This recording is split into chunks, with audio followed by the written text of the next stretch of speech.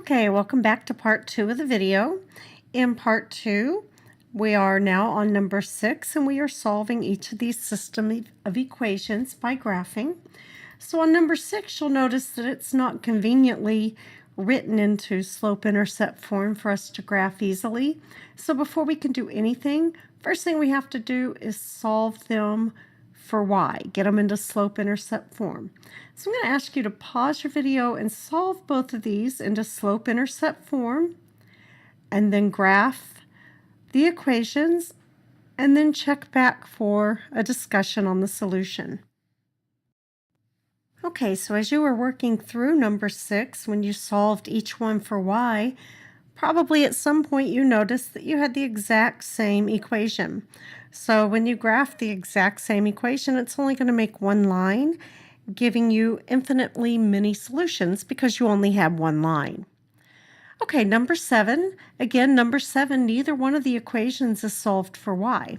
So before you can graph each line and find the solution, you're going to have to solve each line for y to get it into slope-intercept form. So go ahead and pause your video while you solve each equation and graph them, and then check back for the explanation. Okay, so while you were solving number 7, at some point, probably when you identified the slope and the y-intercept, you noticed that you had the exact same slope on both lines. That caused the lines to be parallel, therefore they will never cross, and there's no solution. Okay, turn the page. All right, so on this one, now we're going to actually apply our knowledge to a real life situation. So they've given you some information about a roofing contractor. And then they've been kind enough to go ahead and give us the two equations that go with the situation. So they've given us the system and would like us to graph it. Just like in the ones we were doing before, we can't graph them until we get them solved for y. But notice, on the second equation, there is no y. There's only an x. So you can solve this second equation for x, and it's going to create a vertical line. So you can go ahead and graph the x wherever you put it on the vertical line. Then you can see where the two lines intersect.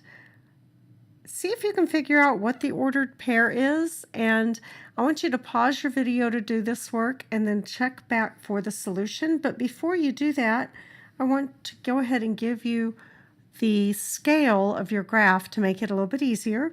So on the bottom, the x, you're going to do each box is worth 4. So I'm going to skip and just do 8, 16, 24, and 32. That'll help you with the scaling. Then on the y-axis, we're going to make each box worth 40.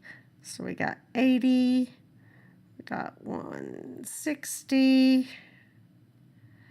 and we got 240. That'll help you when you are graphing your system. So go ahead and pause now and then check back for the explanation. Okay, so as you went through the process of solving for y and solving the second equation for x and graphing it, you should have come out with a graph that looks just like mine. The problem with the graph is when I'm looking at it, I had a hard time telling where exactly the two lines intersected. So on this situation, the easiest way for me to figure out exactly where that line intersected was I knew that my x value was 32. So I went ahead and plugged in 32 to my equation and found the exact y value. And when I did that, I can go and check for reasonableness, and yep, that's right there in between, so it's a reasonable answer. Okay, so number 9, I want you to stop and think about. Which system would be easier to solve by graphing? So before we discuss it, I want you to pause your video, give it some thoughts as to which one would be easier to solve using this method and why, and go ahead and explain your choice, and then start back the video to discuss it. In my opinion, solving the first system would be easier to do by graphing than the second system. And the only reason I came up with that was because The first equation's already solved for y, and it would be a quick one-step maneuver to get this one ready to be in a y equals format. This one, on the other hand, both equations are going to take several steps to get them into the slope-intercept form so that we can graph them. So that would be my solution. Go ahead and write out, if you didn't write out your solution, go ahead and write it out and then just show it to me tomorrow during class.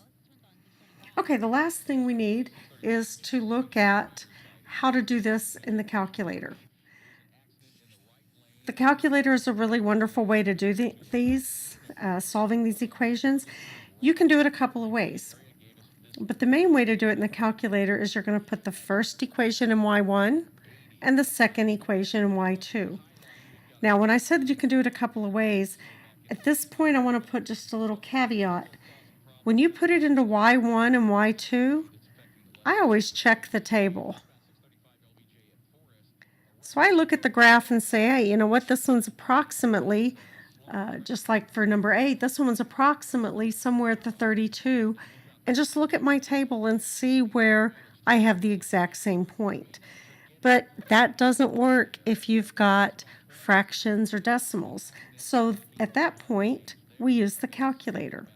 And the way that you do it is you put it into y1 and y2, and you graph it to make sure you can see the intersection on the screen, and then you follow these steps right here. Press your second key,